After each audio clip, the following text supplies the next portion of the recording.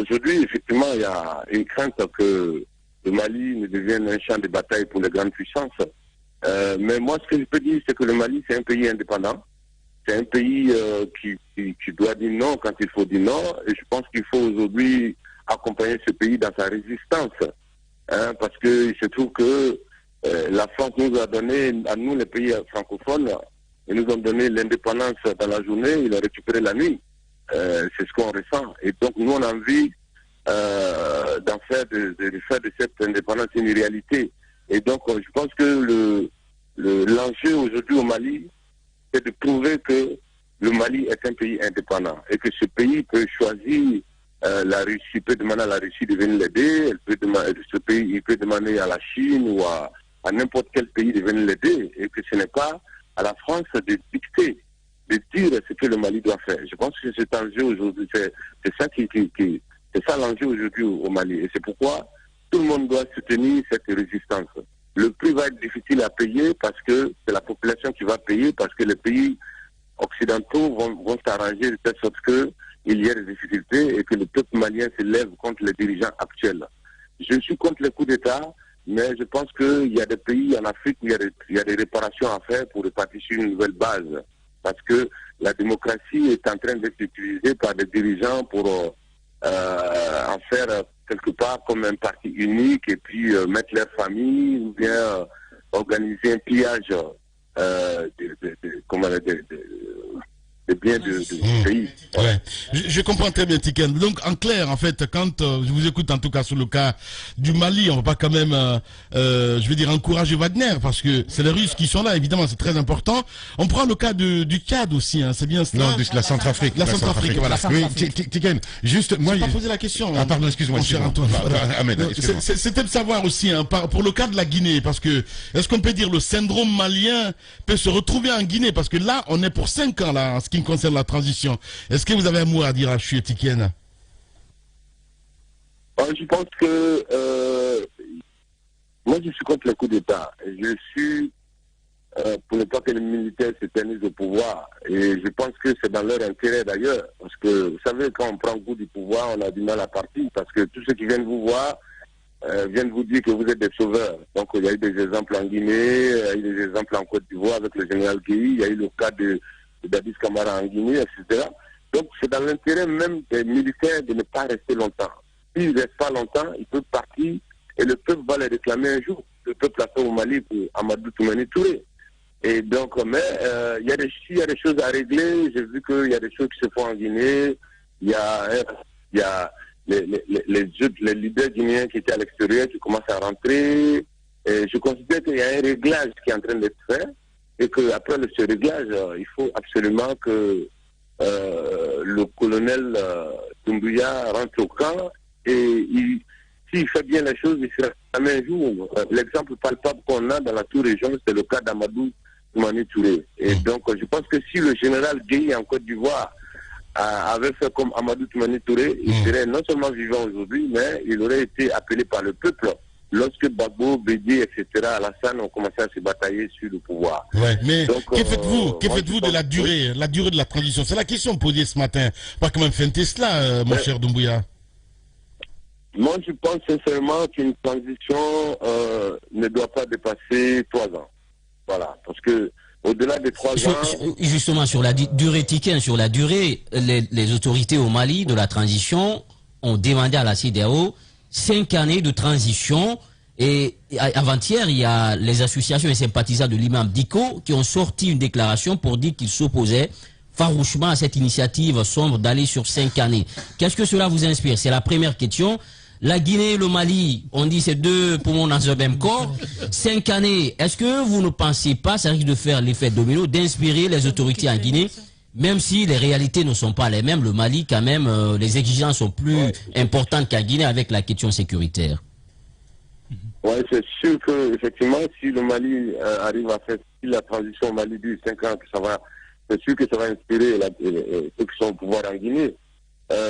Moi, je pense qu'au Mali, ça va passer difficilement. C'est vrai que le peuple aujourd'hui, la majorité des Maliens soutiennent cette transition, mais en même temps, le Mali, c'est un pays où les gens sont debout. Je pense que bientôt, les gens vont s'organiser pour pour faire en sorte que, voilà, ceux qui ont décidé de faire 5 ans reviennent à 3 ans. Parce que, mais en tout cas, je pense que si ça passe au Mali, ça passera en Guinée. Mais moi, le conseil que je peux donner à ces militaires en Guinée et au Mali, c'est de ne pas rester longtemps. De ne pas rester longtemps parce qu'après, ils vont s'embourber.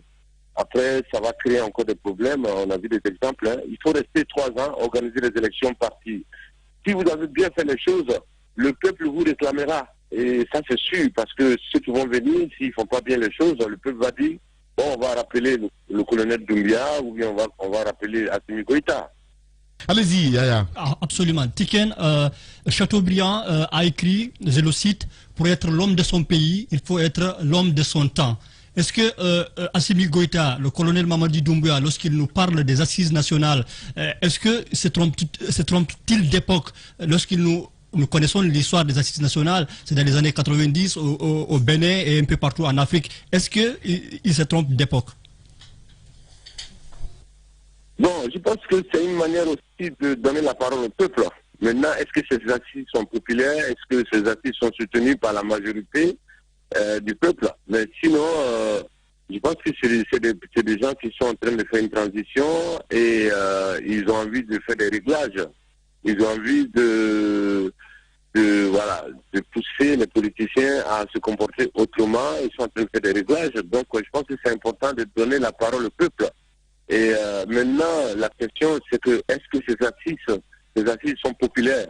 Est-ce que les gens qui viennent parler à ces assises sont les bons choix? Est-ce que c'est pas des gens qui sont choisis par, comment on appelle, ceux qui sont au pouvoir sur la transition? Et c'est ça la question. Sinon, c'est toujours bien quand la parole est ouverte, quand on donne la parole au peuple, quand chacun donne son avis dans un pays, ça peut pas être une autre peur que je pense que ça c'est assez, c'est quelque chose qu'on souhaite. Hein? Donc voilà mon avis. Voilà. Allez-y, mon cher Ahmed. Oui, Tiken, deux questions, ou plutôt une réflexion et une question. Vous avez parlé tout à l'heure de l'indépendance du Mali par rapport à son choix d'aller avec les Russes, mais est-ce que vous n'avez pas l'impression que, justement, cette souveraineté que l'on revendique, qu'on a à tue-tête, on ne l'a pas parce que, justement, nous n'avons pas, depuis 60 ans, fait en sorte que nos armées soient capables de nous défendre, sans faire appel, justement, à la France ou à une société comme Wagner, qui est, je le rappelle, encore une fois, une société de mercenaires. Et Poutine n'est pas non plus réputé pour être le plus grand démocrate du monde. Donc ça, c'est une réflexion à mener. Deuxième chose, vous n'avez pas un peu l'impression que votre combat, c'est un peu le serpent qui se mord la queue, dans la mesure où vos aînés, Peter Tosh, Bob Marley, avaient chanté au Zimbabwe Africa Unite, ils ont milité justement pour que tous les maux MAUX dont on souffre depuis 60 ans, ils ont mené ce combat avant vous, que ce soit Fela, Bob Marley, Peter Tosh, et ils ne l'ont pas, malheureusement, on a l'impression qu'ils ne l'ont pas réussi. Est-ce que ça vous encourage à continuer, ou plutôt ça vous désespère?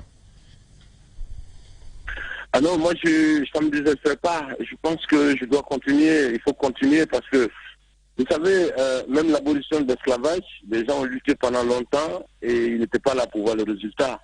La colonisation, des gens ont lutté pendant longtemps. Lorsqu'on a eu la colonisation, ces gens n'étaient pas là, mais leur combat a payé. Moi, je pense que il faut continuer à sensibiliser, il faut continuer à chanter, il faut continuer à éveiller les consciences. Et je pense que même si nous on ne réussit pas ce qu'on souhaite, mais je suis sûr que une autre génération viendra et réussira ce combat. Parce que de toute façon, nous n'avons pas le choix. Tant que l'Afrique restera divisée, on ne gagnera pas. Tant qu'on sera divisé. Mais le jour qu'on sera ensemble, on regardera dans la même direction, qu'on parlera d'une seule voix, ce qui est difficile aujourd'hui. Mais je pense que ce jour-là, on gagnera tous les combats parce que, vous parlez clairement, les Blancs, ils ont besoin de nous. La planète ne peut tourner aujourd'hui sans les matières premières de l'Afrique. C'est impossible. Quand vous faites le tour du cacao, en tout cas de tous les minéraux, etc., l'Afrique est quelque chose... est un maillon très important pour le fonctionnement sur le plan économique aujourd'hui de la planète. Donc, moi, je pense sincèrement que, voilà, non, il ne faut pas arrêter. Moi, en tout cas, je ne peux pas m'arrêter parce que je sais que c'est important ce combat. Ouais. C'est un complotiste, Ahmed, il faut le rappeler. Allez-y.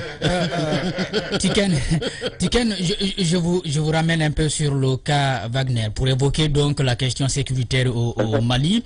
Vous n'êtes pas le seul à avoir soutenu la position malienne vis-à-vis de la France. Salif Keïta, Tandibeka a fait une vidéo pour en tout cas dire sa colère un peu face à la complicité qui existait entre les deux et qui ne permettait pas justement d'obtenir la sécurité.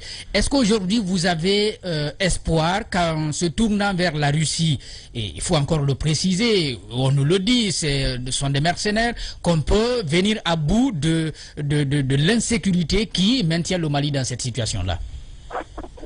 Mais moi, je pense d'abord que le Mali doit compter sur lui-même, et que voilà, c'est ce qui va prouver son indépendance. Et voilà, est-ce que je pense que Wagner va sauver le Mali? Je ne pense pas. Comme il y a quelqu'un qui l'a dit tout à l'heure sur le plateau, Poutine n'est pas démocrate, alors que nous sommes dans un processus de démocratisation. Donc on ne peut pas se tourner vers la Russie pour sauver la situation.